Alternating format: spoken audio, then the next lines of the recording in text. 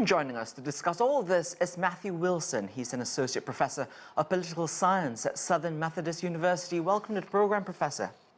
Thank you for having me. Of course. A real busy day in Congress, first with leaders trying to avert a partial government shutdown, and of course, Senate Minority Leader Mitch McConnell's decision to step down from that role come November.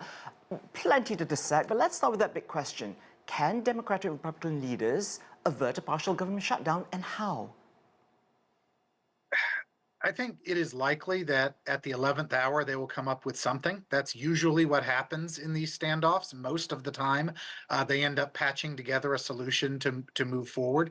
And I think that most Republicans realize that politically it does not behoove them to precipitate a government shutdown.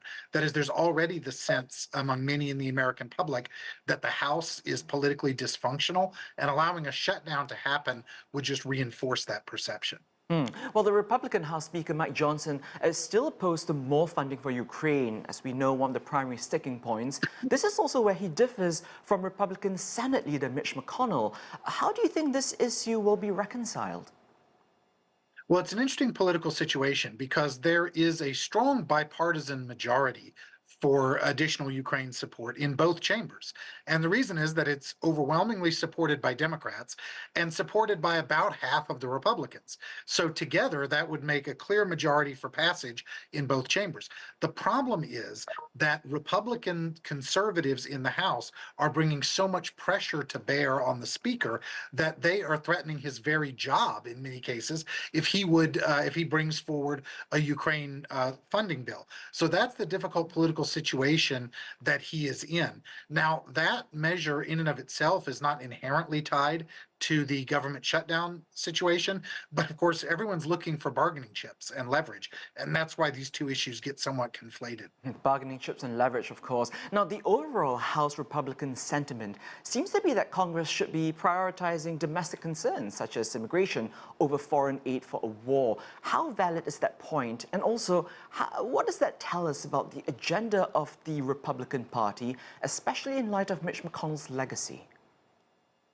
Well, it's certainly true that there's overwhelming Republican support to toughen things at the border, to increase border security, to decrease illegal immigration. Absolutely. Now, that in and of itself doesn't have anything to do with the Ukraine situation. That's the kind of false conflation that we're seeing in many cases of people linking those two issues and implying that if the United States continues to help Ukraine, somehow that's denying funding to the border. But those two things are not mutually exclusive. They really are and should be separate questions and should be considered separately. But the reality is that many on the right flank of the Republican Party have conjoined those two issues and have presented them as if they're alternatives one to the other. Now, Mitch McConnell's legacy, I think, is very much tied up with a more traditional establishment Republican position, which very much favors continuing to aid Ukraine against an aggressive power. And that certainly is the stance of most Democrats and of many Republicans. But clearly there is a powerful faction within the Republican Party that would like to scale back U.S. support for Ukraine. Professor, we have just about 30 seconds left. I just want to ask, because the specter of a government shutdown happens every year, and we've seen them before. What are the consequences of the government shutting down, partial or not? Well, it depends on how long the shutdown goes. Initially, if you have a shutdown for a few days, most people wouldn't even notice. If it extends into a matter of weeks, then you start seeing some government offices closed. Then some government employees' paychecks are at risk. So there could start to be some kind of tangible consequences. In the past, you've seen museums close in Washington, D.C., and visitors have noticed the impacts of that. But that really only happens if the shutdown really lingers. If it only happens for a few days, there's some egg on the face of Congress, but that's about the extent of the impact. All right there, Professor Matthew Wilson from Southern Methodist University. Thank you so much for your insight. Well, thanks for having me.